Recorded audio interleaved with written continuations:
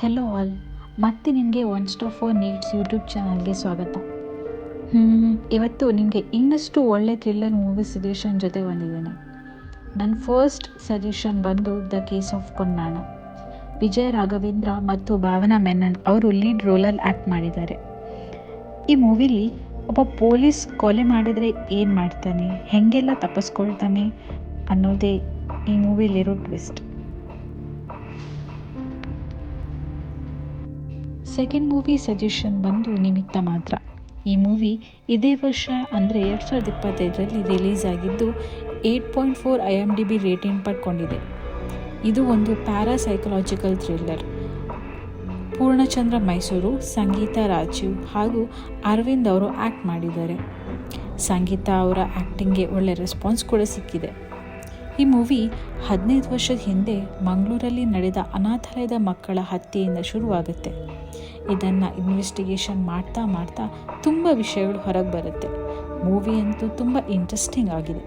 Suspense thriller ಇಷ್ಟಪಡೋರು must watch ಅಂತಲೇ ಹೇಳ್ಬೋದು.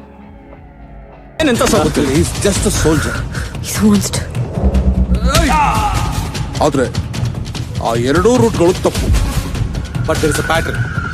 ಅದೇನಾದ್ರೂ ತಪ್ಪು ಕೈಗೆ ಸಿಕ್ಕಿದ್ರೆ ಲಾಸ್ಟ್ ಮೂವಿ ಸಜೆಷನ್ ಇವತ್ತಿನ ವಿಡಿಯೋದಲ್ಲಿ ಬಂದು ಶಾಕಾಹಾರಿ. ಇದು ಒಂದು ಮರ್ಡರ್ ಥ್ರಿಲ್ಲರ್ ಮೂವಿ. ಇದರಲ್ಲಿ ರಂಗನ್ ರಘು, ಗೋಪಾಲ್ ಕೃಷ್ಣ ದೇಶಪಾಂಡೆ, ಸಂಜಯ್ ಶಾಸ್ತ್ರಿ ಅವರು ನಟಿಸಿದ್ದಾರೆ. ಈ ಮೂವಿಗೆ 7.5 IMDb ರೇಟಿಂಗ್ ಕೂಡ ಇದೆ. ಒಬ್ಬ ಸಾಮಾನ್ಯ ಮನುಷ್ಯ ಅವನ ಹೋಟೆಲ್ ವ್ಯಾಪಾರ ಆಯಿತು ಅಂತ ಇರುವಾಗ ಜೀವನದಲ್ಲಿ ಆಗೋ ಅಚಾನಕ್ ಬದಲಾವಣೆಗಳು ಹಾಗೂ ಅವನು ಮಾಡೋ ಎಡ್ವರ್ಟ್ನಿಂದ ಅವನು ಹೇಗೆ ಒಬ್ಬ ಕೊಲೆಗಾರ ಆಗಿ ಬದಲಾಗ್ತಾನೆ ಅಂತ ಈ ಮೂವಿಲಿ ನೋಡ್ಬೋದು.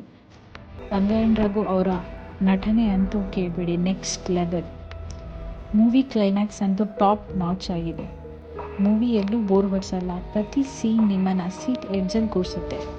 ಸೊ ಮಸ್ಟ್ ಟು ವಾಚ್ ಅಂತಲೇ ಹೇಳ್ಬೋದು. ಮನಸ್ಸು ಪುಡಿ ಆದರೆ ಕಲ್ಲಾಗತ್ತೆ.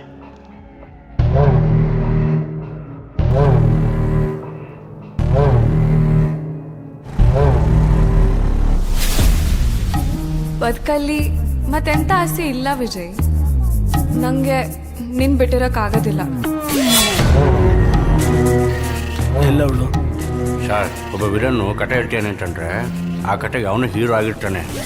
ಓಯ್ ಭಟ್ರೆ, ಮೃಗವಧೆ ಕಡೆ ಒಂದು ಹೆಣ್ಣಿದೆ, ನೋಡ್ತೀರಾ?